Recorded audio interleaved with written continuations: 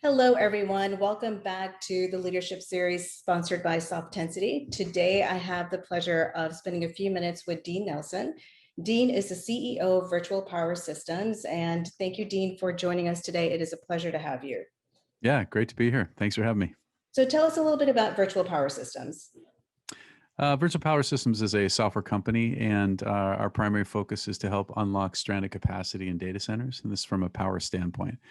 So we've estimated about 35,000 megawatts globally is the kind of baseline of data centers around the world, and I believe that 10,000 megawatts is actually stranded. So there's a significant amount of opportunity from a business standpoint, efficiency standpoint, sustainability standpoint. But the only way to unlock that is to apply software-defined principles to be able to make that happen. We've done it with compute storage and network. Power plane is the next one. And then we get to a full software-defined data center. So that's what we focus on. So it's a great journey and evolution that your company is going through, and what a value to organizations that have existing capacity that they're not doing anything else with. I'm sure executives across the globe would be interested to know how they could save on the bottom line by you helping them figure out how they can use that excess capacity. So as interesting as that is, we're not actually going to be talking about data center capacity today. In the many conversations you and I have had, the most compelling has been around this concept of degraded customer service in a post-COVID world, and all the available emerging technologies such as artificial intelligence that can be used to help alleviate some of those pain points. Dean, what are you seeing? Yeah, this really became evident for me when the pandemic hit. And then you think about all the different travel you had scheduled and your credit cards, and like suddenly you had huge influxes of requests into call centers and online chatbots and anything that was to go back and help the customers. And the whole world suddenly said, I need somebody to help me. Something's got to change, whether it's Expedia or an airline or a hotel or your bank account or anything. The influx was massive. And what happened in that is that we just don't have enough people that have enough skill set in the right time zone to be able to now answer that volume. And the pandemic really showed the weakness.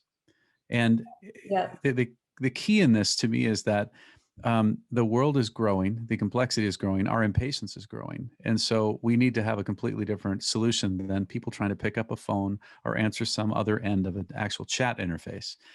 We need digital labor that's going to go back and have a cognitive capability to be able to act like a human. So true. I mean, in terms of evolution over the decades, right, we're still, for the most part, having to deal with a human being, as we have done in previous decades. So the advancement in that area has been relatively minimal. And I can tell you from a customer perspective, having flown on a major airline, names not to be mentioned, I had a 9-hour wait to change a flight, and I couldn't do it online either. So I see Crazy. that airlines, for example, are offering incentives, mileage to go book and manage your customer issues online, but sometimes that's just not possible. But a 9-hour wait seems like poor customer service as well. Yeah, and on the other side of this, you think about you want to delight your customers, and right now a 9-hour wait time doesn't seem like a delight. No, Just my perspective, it's but the opposite. and Undelightful. right, and a lot of people will go back and say, well, this is an unprecedented event. So yeah, but think about all the times when we didn't have a pandemic that you're still on wait.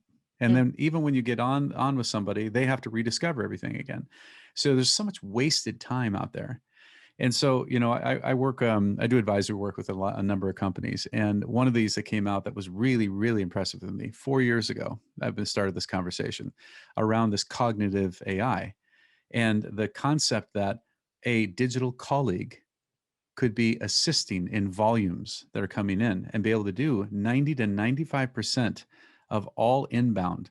Doesn't matter if it's over chat, over voice, a phone call. The whole point is these digital labor could actually go serve and solve these problems.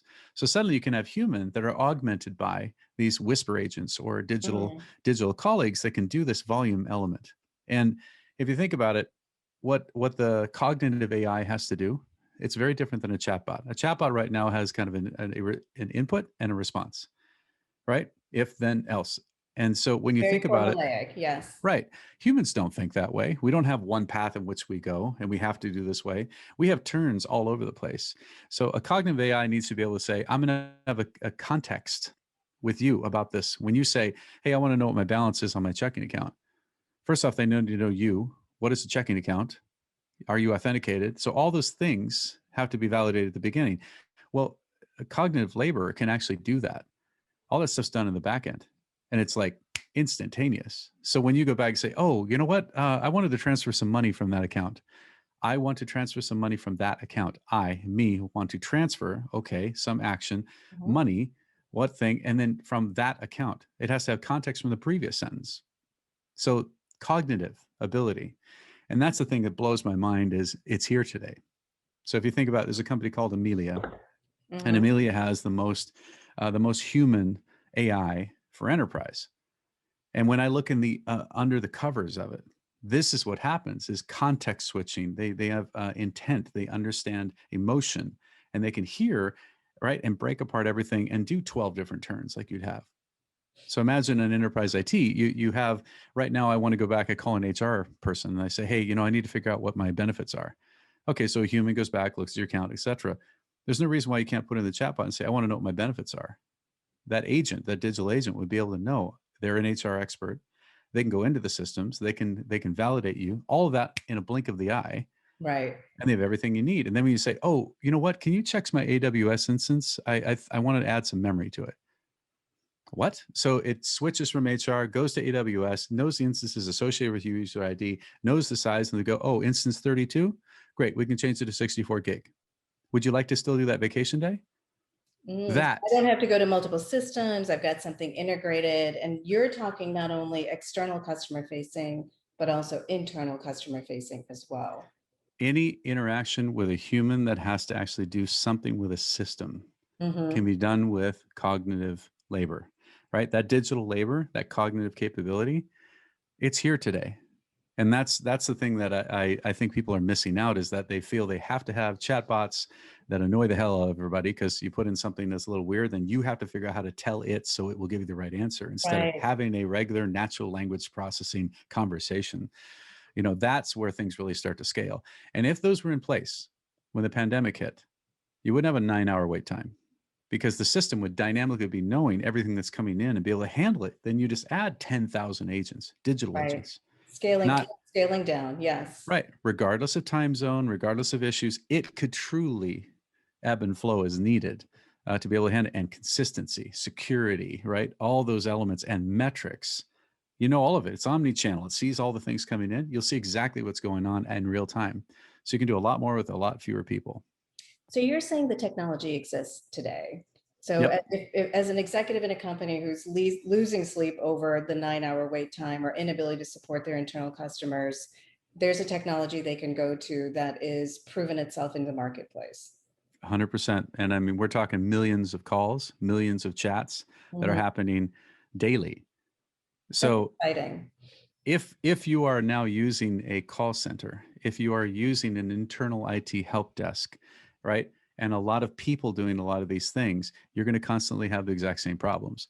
So NPS, when it comes back to whether it's your employees or whether it's your customers, are going to be a representation of that experience with those humans that are going to be limited in what they can actually accomplish.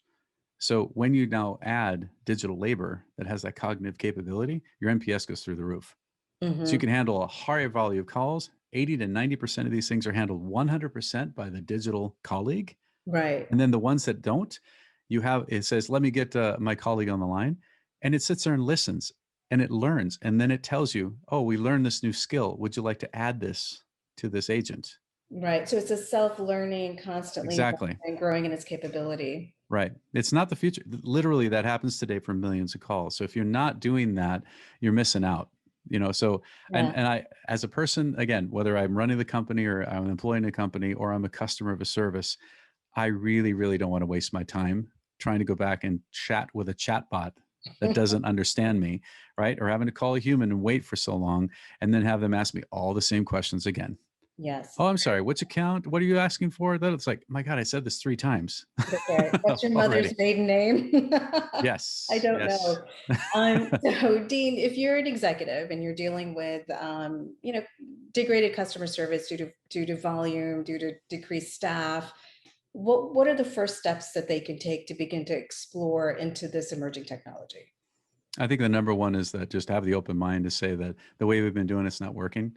So now think about technology. And so this company I'm talking about is Amelia. So if you go to amelia.com, they have a digital workforce thing. You can download digital employees like an app from the App Store. Hmm. It's incredible. So you can now go test it literally online. So if you want to go look at an HR representative, it'll show you the 87 skills that's already pre-programmed because it's done this with hundreds of companies around the world already. If you want to have an IT expert, same thing. If you want to have, a database expert. So the point is there's hundreds and hundreds of professionals you can download like SaaS. So where my next question is gonna be, right? So Hmm. there's a human impact element to this, right? Yep, So for every digital, very intelligent bot, right, there is a human being that absolutely. is going to be displaced potentially in some way. So how do we manage that sort of human element of it? So that is a reality. Technology will always displace. It just the efficiencies that come from that. But if you think about it, whether it's the printing press or the combustion engine to all the things that jobs were actually displaced with, more jobs came out of it. Mhm. So I think the people that are in call centers, the people that are in IT help desk, really need to realize that if you have a repetitive job, it's going to be replaced. At 58% of jobs in the next 10 years are going to be impacted by digital labor. 58%. Think about that. Over 50% of the jobs that exist today are going to be impacted by AI being applied to these roles. Now, everybody's going to be better from it when it comes down to what we can do. But if you're in those roles, you need to be thinking about what the future is. So, remember, I was saying you can get a lot more digital colleagues? Well, then Mhm. you should be thinking about how do I go back and help tune those digital colleagues? I should learn that skill set. So instead of Mm. being the frontline manager for a call center, I should be the back end manager of the call center system that allows me to now scale these up, or analytics or others. Like you need to learn the other skills because those jobs are going to be replaced. It's not about trying to force to keep the jobs. It is about we're going to continue to progress. And as we progress, people need to just think about what other skill sets they can do. And companies, by the way, this is the thing that we need to think. You got to keep it human too. This is coming. It is. You've got 500 people that are going to be impacted by these things. You should be figuring out what you can do to help them, right? Retool, skill. Yeah, completely agree. Exactly. Because that investment will pay off in the end of it, right? You're going to have other skills because, first off, humans are going to appreciate the fact that you care enough to say, sorry, a computer just replaced your job. Right. If you go back and say, we're going to be moving down this path, I want you to learn these skill sets, or we're going to help you find a different role. That's what companies really need to do. Have a heart, understand and know and plan and manage, because in the end of it, everybody gets better from doing that. Yeah, I agree. And perhaps even as we've talked about before, down into the university systems, there can be more focus on skills of the future, Yeah, certifications for the future, where the 4-year degree is not the entry requirement into the world of IT. So, exactly. a Exactly. lot of exciting possibilities. So, Dean, until I'm replaced by a very intelligent, emotionally alert bot, I am so happy to have the opportunity to talk to you in person, or at least virtually through Zoom. I appreciate your time and perspective on this very exciting topic. And as a consumer, I also hope that many companies will adopt what you're recommending. Excellent. Thanks for having me on. Thanks, Dean. Take care.